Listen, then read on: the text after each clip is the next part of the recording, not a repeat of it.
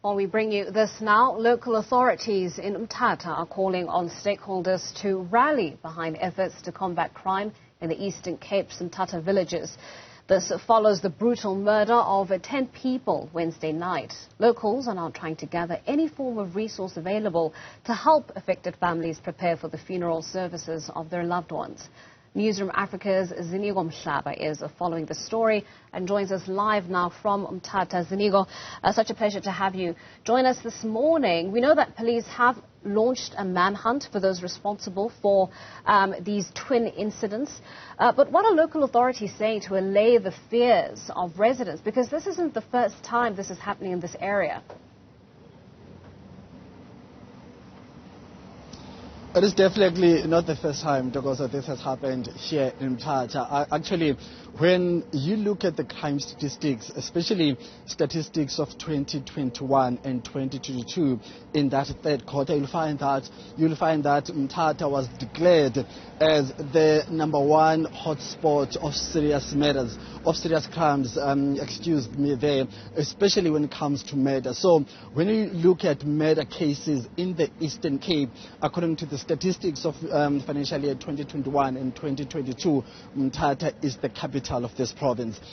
Coming second when it comes to those figures is Lusekisiki, another town which is not far from Mthatha. Actually, it's on the eastern side of Mthatha. So these are the towns that are competing for that #1 spot. So if you also look at the actual number of cases of serious crimes, you'll find that actually local businesses, especially businesses owned by foreign nationals, actually last year they were telling us that they're estimating that about 30 of their own fellow brothers were murdered here in Mthatha. So that's how bad the situation is here. Well, yesterday we spent a whole day in Unu, where local authorities, where local villagers, and also some local organizations were visiting different families to pay their respect, but also get a sense of how the situation is in those families. Coming out of those meetings, they told us the situation is dire. Those families are in great need of support, especially as they prepare to lay to rest their family members. So in one family, actually, we're told that they depended on the elderly social grant that is provided, that is used, that is received by the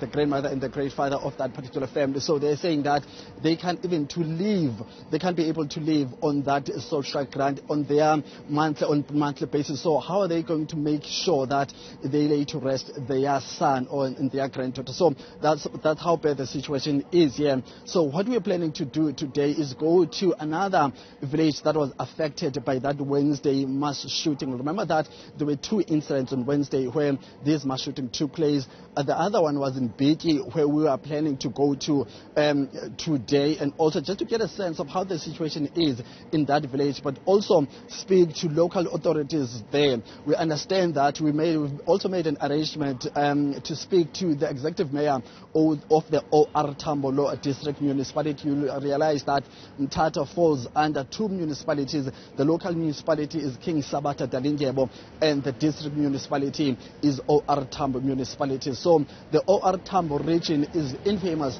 of mass murders. Actually, Police Minister Begitele was here in Mthatha last year. He said Mthatha is the dangerous city in the Eastern Cape.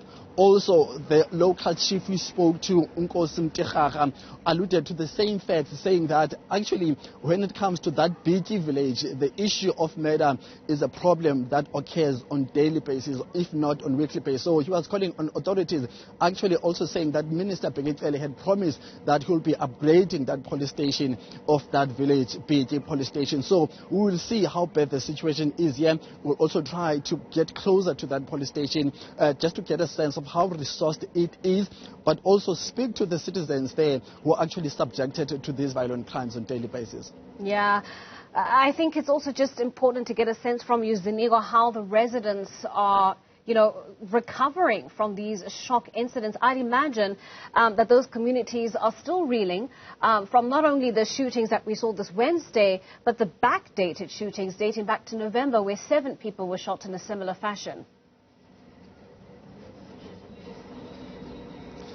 Yeah, so the fear you can actually see in their eyes, and Ntokoza, when you engage with them, trying to explain why we are here in Mthatha, you'll understand that they fear for their lives. They're saying, yes, we do want to share our stories, we do want to engage, we do want to communicate the challenges that we're faced with here.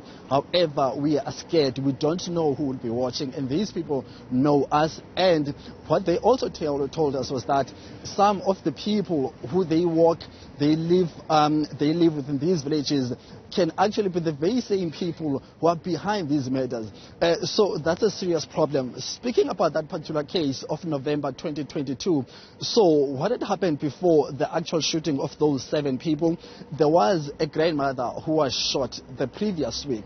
So the family was trying to prepare for the funeral of their relative, and then they were ambushed. That's where 6 people were killed on the spot, one losing his life in hospital. So that total was increased to 8 family members killed in just a space of 2 weeks. One senior elder killed the other week. When the family members were trying to prepare for a funeral service of their family member, they got ambushed and they were killed on the spot. 6 of them, and the 7th one losing his life in hospital. So that's how bad the situation is, Douglas. All right, well, Ziniko, of course, we'll leave that story there for now and continue to monitor developments as you head out to Biki.